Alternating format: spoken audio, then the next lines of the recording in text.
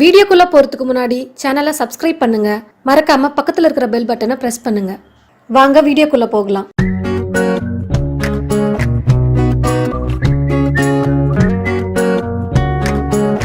Welcome to Priya's kitchen. காரக்குழம்பு எப்படி செய்யறதுன்னு பார்க்கலாம். காரக்குழம்புக்கு நான் இந்த மாதிரி நீட்டாக இருக்கிற கத்திரிக்காவை 7 எடுத்திருக்கேன். அதுவும் இந்த மாதிரி நீட்டாகவே கட் பண்ணி வச்சுருக்கேன். அப்புறம் ஒரு மாங்காய் எடுத்து இந்த மாதிரி கட் பண்ணி வச்சுருக்கேன்.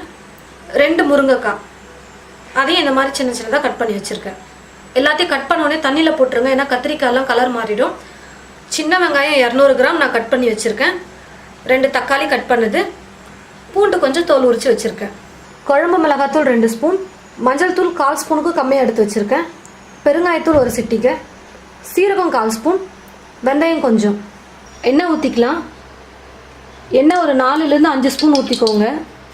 எண்ணெய் நல்லா காஞ்சிருச்சு, கடுகு போட்டுக்கலாம். எடுத்து வச்சிருக்கிற வெந்தயம், சீரகம் போட்டுக்கலாம். அது கூடவே பெருங்காயத்தூளும் போட்டுக்கலாம். பூண்டு நல்லா வதங்கிடுச்சு. வெங்காயம் போட்டுக்கலாம். வெங்காயம் வதங்கிடுச்சு. இப்போ கட் பண்ணி வச்சிருக்கிற தக்காளியை போட்டு நல்லா வதக்கிக்கலாம்.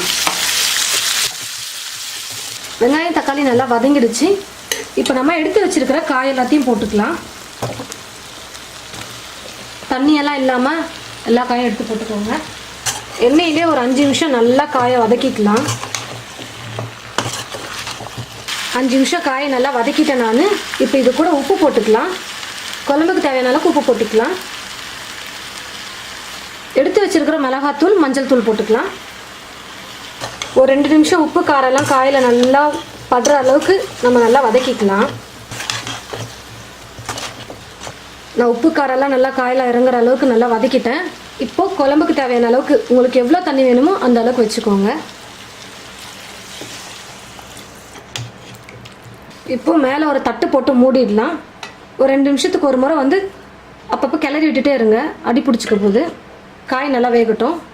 கத்திரிக்காய், முருங்கைக்காய், மாங்காய் எல்லாம் நல்லா வெந்து ரொம்ப சூப்பராக வந்திருக்கு குழம்பு. இப்போ கேஸ் ஆஃப் பண்ணிடலாம். இந்த குழம்பு சாதத்துக்கு ரொம்ப டேஸ்ட்டாக இருக்கும் சாப்பிடும் போது. இந்த குழம்புல நம்ம மாங்காவும் போட்டிருக்கிறதுனால கொஞ்சம் புளிப்பு தன்மையும் சேர்ந்து சாதத்தில் பிசைஞ்சு சாப்பிடும் போது ரொம்ப சூப்பராக இருக்கும், டேஸ்ட்டாகவும் இருக்கும். கண்டிப்பாக வீட்டில் ட்ரை பண்ணி பாருங்கள். ட்ரை பண்ணி பார்த்துட்டு எப்படி இருக்குன்னு கமெண்ட்டில் சொல்லுங்கள். பிரியாஸ் கிச்சன் சேனலை மறக்காமல் சப்ஸ்கிரைப் பண்ணுங்கள். தேங்க்யூ.